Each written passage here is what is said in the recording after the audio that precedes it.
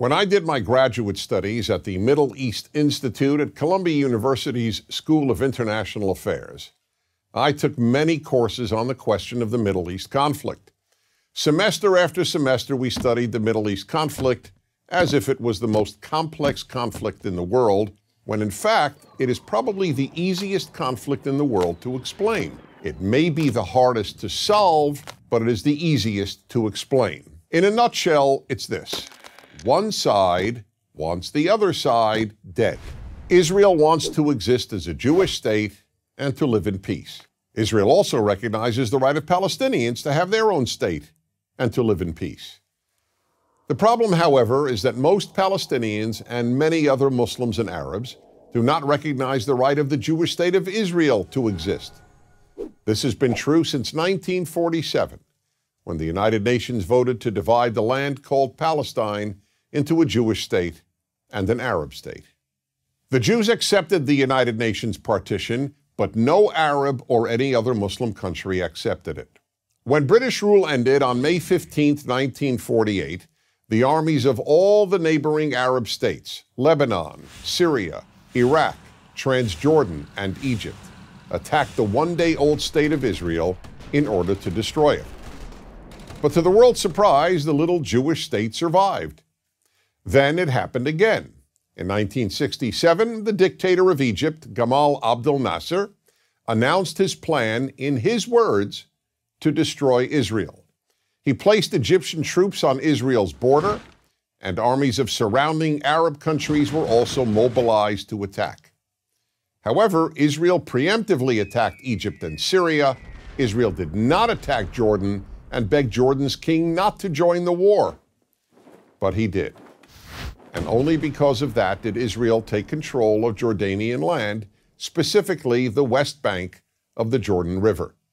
Shortly after the war, the Arab states went to Khartoum, Sudan, and announced their famous three no's: no recognition, no peace, and no negotiations. What was Israel supposed to do?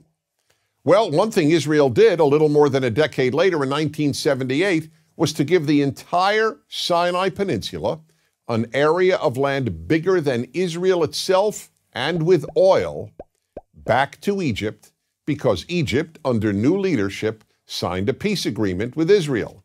So Israel gave land for the promise of peace with Egypt, and it has always been willing to do the same thing with the Palestinians. All the Palestinians have ever had to do is recognize Israel as a Jewish state and promise to live in peace with it.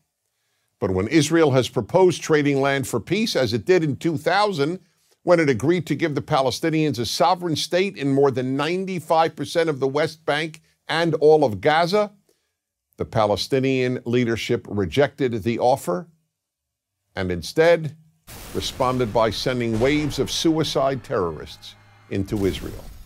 Meanwhile, Palestinian radio, television, and school curricula remain filled with glorification of terrorists, demonization of Jews, and the daily repeated message that Israel should cease to exist. So it's not hard to explain the Middle East dispute. One side wants the other dead. The motto of Hamas, the Palestinian rulers of Gaza, is, "We love death as much as the Jews love life." There are 22 Arab states in the world, stretching from the Atlantic Ocean to the Indian Ocean. There is one Jewish state in the world, and it is about the size of New Jersey. In fact, tiny El Salvador is larger than Israel. Finally, think about these two questions. If tomorrow Israel laid down its arms and announced, "We will fight no more," what would happen? And if the Arab countries around Israel laid down their arms and announced, "We will fight no more," what would happen? In the first case, there would be an immediate destruction of the state of Israel and mass murder of its Jewish population. In the second case, there would be peace the next day. As I said at the outset, it is a simple problem to describe. One side wants the other dead. And if it didn't, there would be peace. Please remember this. There has never been a state in the geographic area known as Palestine that was not Jewish. Israel is the third Jewish state to exist in that area. There was never an Arab state, never a Palestinian state, never a Muslim or any other state. That's the issue. Why can't the one Jewish state the size of El Salvador be allowed to exist? That is the Middle East problem. I'm Dennis Prager.